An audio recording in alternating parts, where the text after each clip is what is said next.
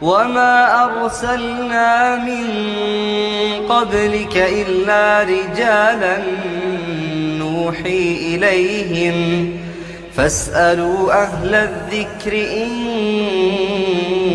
كنتم لا تعلمون.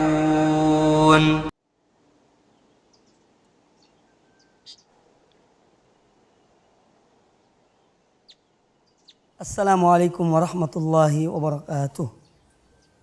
Innal hamdalillah nahmaduhu wa nasta'inuhu wa nastaghfiruh wa na'udzu billahi min shururi anfusina wa min sayyiati a'malina. Man yahdihillahu fala mudilla lahu wa man yudlil fala hadiyalah. Wa asyhadu an la ilaha illallah wahdahu la syarikalah wa asyhadu anna Muhammadan abduhu wa rasuluh. Amma ba'd. Kaum muslimin dan kaum muslimat rahimakumullah, semoga kita senantiasa dirahmati Allah Subhanahu wa taala. Kita hidup di suatu zaman yang penuh dengan ujian dan cobaan, penuh dengan tantangan dan penuh dengan godaan-godaan. Sehingga kehidupan di zaman seperti ini, seorang harus benar-benar memiliki akidah yang benar, memiliki komitmen yang kuat terhadap agamanya. Bagaimanapun, karena syaitan, demikian pula hawa nafsu, syubhat dan syahwat merupakan bagian yang terus merongrong kehidupan agama seseorang. Oleh karena itu, apabila seorang tidak memiliki istiqomah, tidak memiliki komitmen yang kuat untuk tetap berada di atas jalan yang benar dan di atas jalan yang lurus, maka dengan serta-merta dia akan terbawa oleh hawa nafsunya, dia akan terbawa oleh godaan syaitan, syubhat dan syahwat. Maka dari itu, di dalam Al-Quranul Karim dan di dalam hadis-hadis Nabi SAW telah banyak ayat-ayat Al-Quran dan hadis-hadis Nabi SAW yang memerintahkan kepada kita untuk istiqomah, untuk tetap tegar, untuk tetap thabat di atas agama Allah Subhanahu wa taala. Apalagi di zaman yang penuh dengan godaan dan fitnah, tentu sikap komitmen kepada agama, komitmen kepada akidah, komitmen kepada sunnah Nabi SAW semakin sangat dibutuhkan dalam kehidupan seorang mukmin. Di dalam Al-Quranul Karim, Allah Subhanahu wa taala memuji orang-orang yang mampu untuk istiqomah, mampu untuk tetap bertahan pada agamanya, akidahnya dan keyakinannya di saat berbagai macam fitnah dan godaan itu. Allah Subhanahu wa taala berfirman, "Innal ladzina qalu rabbuna Allah thumma istaqamu tatanazzalu alaihimul malaikatu alla takhafu wa la tahzanu wa abshiru bil jannati allati kuntum tu'adun." Innal ladzina qalu rabbuna Allah. Sesungguhnya orang-orang yang mereka mengatakan Allah adalah Tuhan kami. Thumma istaqamu, kemudian mereka istiqamah di atas iman mereka. Maka thumma istaqamu tatanazzalu alaihimul malaikah, niscaya akan turun kepada mereka para malaikat, yakni di saat mereka akan meninggalkan dunia ini. Sembari malaikat-malaikat itu berkata, "Allah takhafu wa la tahzanu."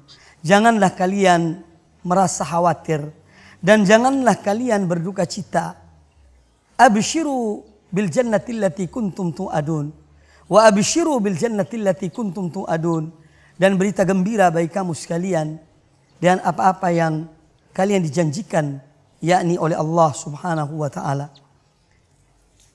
Kalimat yang diucapkan oleh para malaikat yaitu di akhir hayat mereka. Berita gembira agar mereka bergembira dengan apa yang dijanjikan oleh Allah taala. Demikian pula ketika para malaikat mengatakan pada mereka, jangan kalian khawatir dan jangan kalian berduka cita, diucapkan di akhir-akhir hayat mereka. Ini menunjukkan sebagai hasil dari istiqomah yang mereka lakukan selama kehidupan mereka. Maka istiqomah di jalan Allah Subhanahu wa taala, istiqomah di atas tauhid, istiqomah di atas mengikuti jalan Allah, mengikuti sunnah Rasulullah SAW merupakan kebutuhan manusia semenjak dia berusia mukallaf sampai akhir hayatnya. Oleh karena itu ada sebab-sebab yang dengannya seorang bisa istiqomah. Kalau mungkin kita bertanya, jika istiqomah merupakan tuntutan dan merupakan kewajiban bagi setiap orang yang beriman, mukmin laki-laki dan wanita, maka apakah langkah-langkah, apakah kiat-kiat yang dengannya seorang bisa istiqomah di atas jalan yang lurus ini? Para ulama telah mengumpulkan dan menyimpulkan beberapa sebab yang dengannya seorang dapat istiqomah di atas jalan yang lurus, di atas sunnah Rasulullah SAW.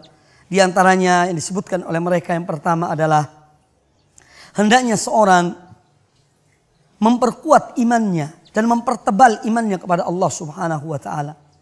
Karena iman yang kuat dan keyakinan yang kuat kepada Allah Subhanahu wa taala ini akan menjadikan seorang itu mampu untuk istiqomah di atas jalan yang lurus. Kemudian yang kedua, bahwa seorang agar dia dapat dan mampu istiqomah di atas jalan yang lurus, hendaknya dia membekali dirinya dengan ilmu yang bermanfaat. Dan tidak ada ilmu yang lebih bermanfaat daripada ilmu tentang Al-Quranul Karim, tentang ayat-ayat Allah, dan ilmu tentang hadis-hadis Rasulullah SAW. Yang keduanya merupakan pedoman hidup bagi seorang mukmin di dunia ini. Orang yang berpegang teguh kepada keduanya, dia akan selamat. Dia tidak akan gentar. Orang yang banyak berzikir kepada Allah dan mempelajari Al-Quranul Karim, dia akan mendapatkan ketenangan dalam hidupnya. Sebagaimana Allah Subhanahu wa taala berfirman, "Alladzina amanu wa tatma'innu qulubuhum bidzikrillah, ala bidzikrillah tatma'innul qulub." Dan orang-orang beriman dan yang hati-hati mereka tenang dengan berzikir kepada Allah, dan ketahuilah bahwasanya dan berzikir kepada Allah hati akan menjadi tenang. Maka salah satu zikir yang paling utama adalah mendalami ayat-ayat Al-Quranul Karim, membaca ayat-ayat Al-Quranul Karim. Di sana seorang akan mendapatkan ketenangan dan kemantapan dalam kehidupannya. Sebaliknya orang yang lalai dari membaca Al-Quranul Karim, membaca kisah-kisah dalam Al-Quranul Karim, maka dia akan mudah tergoda, mudah goyah dalam kehidupannya. Maka ilmu yang bermanfaat ini akan menjadikan seorang istiqomah di atas kehidupannya atau dalam kehidupannya di dunia ini. Kemudian yang ketiga, yaitu hendaknya seorang apabila dia ingin untuk istiqomah, hendaknya dia mempelajari tentang kisah para ulama, bahkan sebelum para ulama adalah kisah para anbiya, para rasul, yang mana mereka diuji oleh Allah Subhanahu wa taala dan ujian-ujian yang berat dari umat-umat mereka. Demikian pula para pengikut mereka dan ulama-ulama kaum muslimin yang telah diuji oleh Allah Subhanahu wa taala dengan ujian keimanan mereka, tetapi mereka tetap istiqomah. Satu contoh adalah Nabiullah Ibrahim alaihissalatu wassalam, yang bisa kita dapatkan kisahnya dalam Al-Quranul Karim tentang perjuangan beliau dalam menegakkan tauhid dan mengajak umatnya kepada tauhid, sampai-sampai beliau dilemparkan dalam api, dibakar, tetapi beliau tetap istiqomah. Bahkan pada akhir ucapannya ketika beliau akan dilemparkan ke dalam api, beliau mengatakan, "Hasbiyallah wa ni'mal wakil." Cukuplah Allah sebagai pelindungku dan dia sebaik-baik pelindung. Maka dengan membaca sirah para rasul, sejarah para anbiya, sejarah orang-orang yang soleh, yang menunjukkan bagaimana thabatnya mereka, bagaimana istiqomahnya mereka di atas jalan Allah, akan menjadikan hati kita ingin meniti dan mengikuti pola hidup mereka dan istiqomah mereka, walaupun mendapat tantangan yang besar dalam kehidupan ini. Demikian pula kita melihat kisah tentang para sahabat Rasulullah SAW, Bagaimana mereka disiksa atau sebagian dari mereka disiksa oleh Allah, oleh kaumnya, oleh orang-orang Quraisy dan yang lainnya. Tapi mereka tetap istiqomah. Kisah Ammar bin Yasir, bahkan kedua orang tuanya Yasir dan ibunya Sumayyah, bagaimana mereka bertahan pada iman mereka, pada agama mereka, pada akidah mereka sampai mereka dibunuh. Ini kisah-kisah demikian akan menjadikan hati mantap, akan menjadikan hati kita tenang. Dan apabila kita bandingkan dengan ujian yang kita peroleh, yang kita dapati, maka tentu jauh tidak ada artinya jika dibandingkan dengan ujian yang Allah menguji mereka dengan ujian-ujian tersebut. Kemudian yang keempat di antara hal atau faktor yang dengannya seorang dapat istiqomah dalam kehidupannya adalah dengan kesabaran dan keyakinan. Sabar dalam menjalani kehidupan ini. Karena konsekuensi dari kehidupan di dunia ini adalah ujian dari Allah Subhanahu wa taala. Berbagai cobaan, berbagai tantangan kita hadapi, godaan dan fitnah dan fitnahan-fitnahan kita hadapi, tetapi hadapilah dengan iman yang kuat pada Allah taala. Hadapilah dan penuh kesabaran. Karena telah dijanjikan pula oleh Allah Subhanahu wa taala dan disebutkan oleh Nabi sallallahu alaihi wasallam bahwa innan nasra ma'as sabri, bahwasanya kemenangan itu adalah bersamaan dengan kesabaran. Maka tatkala seorang bersabar, dia akan mendapatkan kemenangan. Salah satu sebab kegagalan manusia karena ketidaksabaran mereka. Ketidaksabaran dalam menghadapi ujian, dalam menghadapi godaan. Dan Allah menguji manusia dengan ada 3 hal yang dengannya seorang wajib bersabar, yaitu dalam beribadah kepada Allah Ta'ala. Seorang tetap sabar dalam beribadah menyembah Allah Subhanahu wa taala. Kemudian yang kedua, seorang tetap bersabar dalam menahan dirinya dari hal-hal yang dilarang dan diharamkan oleh Allah Subhanahu wa taala. Ini memerlukan kesabaran. Apalagi hidup di zaman seperti ini yang banyak fitnahnya, banyak ujiannya, banyak godaannya. Memerlukan kesabaran. Maka seorang sabar menahan dirinya, insya Allah dia akan selamat. Kemudian sabar di dalam ujian-ujian Allah berupa takdir yang Allah tetapkan pada manusia. Juga memerlukan kesabaran. Kemudian faktor yang lain yang dengannya seorang dapat istiqomah di dalam kehidupannya, di dalam agamanya dan akidahnya adalah dengan dia mengisi kehidupannya dengan amal-amal yang baik dan amal-amal yang soleh. Dia isi kehidupannya dengan amal soleh. Dan kesebutan yang positif.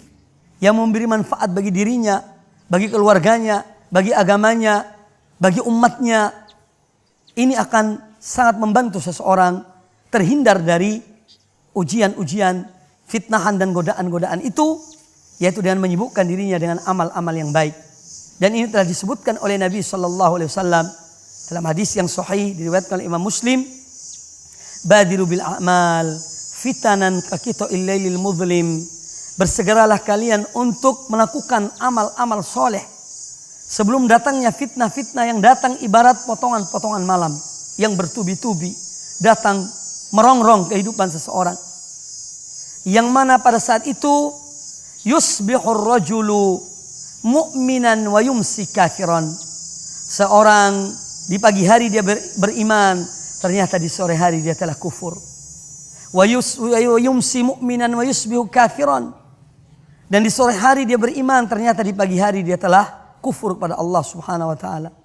Kemudian Nabi SAW menyebutkan salah satu sebab utama seorang itu tidak istiqomah dalam akidahnya, dalam imannya, dalam agamanya, yaitu kata beliau pada akhir hadis tersebut, yabi udinahu bi aradin minad dunya. Karena dia menjual agamanya dengan kepentingan-kepentingan duniawi. Na'udzubillahi min dzalik.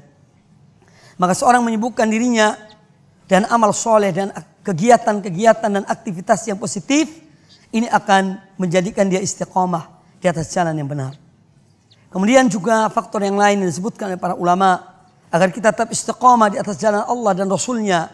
Dan di jalan para salaf pendahulu kita yang soleh radhiyallahu anhum. Dan semoga kita termasuk mereka. Dan digolongkan dengan mereka. Karena Nabi SAW bersabda dalam hadis yang sahih, Al-mar'u ma'aman ahabba. Bahwa seorang akan dikumpulkan dengan siapa yang dicintainya. Maka ketika kita cinta kepada Allah dan Rasulnya, ketika kita cinta dengan para sahabat, ketika kita cinta pada orang-orang yang soleh, semoga Allah mengumpulkan kita dan mereka. Nah, di antara sebab-sebab seorang bisa istiqomah di atas jalan yang lurus adalah dengan dia senantiasa berdoa meminta kepada Allah Ta'ala. Memohon kepada Allah Subhanahu wa Ta'ala, zat yang maha mendengar, zat yang maha mengabulkan, agar dia diberikan ketetapan hatinya. Dan ini telah dicontohkan oleh Nabi SAW. Seorang yang telah dijamin surga oleh Allah Ta'ala, seorang yang telah dijamin keselamatannya oleh Allah Subhanahu wa Ta'ala. Namun meskipun demikian, beliau mengajarkan kepada kita. Ummu Salamah radhiyallahu anha pernah ditanya oleh salah seorang tabi'in, apa yang dilakukan oleh Rasulullah SAW ketika beliau berada di rumahmu, ketika beliau berada pada giliranmu. Maka Ummu Salamah radhiyallahu anha berkata bahwa beliau paling banyak berdoa ketika beliau berada di sisiku, ya muqallibal qulub tsabbit qalbi ala dinik. Wahai zat yang membolak-balik hati manusia, tetapkanlah hatiku di atas agamamu. Maka ketetapan hati di atas agama Allah ada sesuatu yang harus dipelihara dan dijaga dengan memohon kepada Allah Subhanahu wa Ta'ala. Karena hati-hati manusia berada di tangan Allah Subhanahu wa Ta'ala.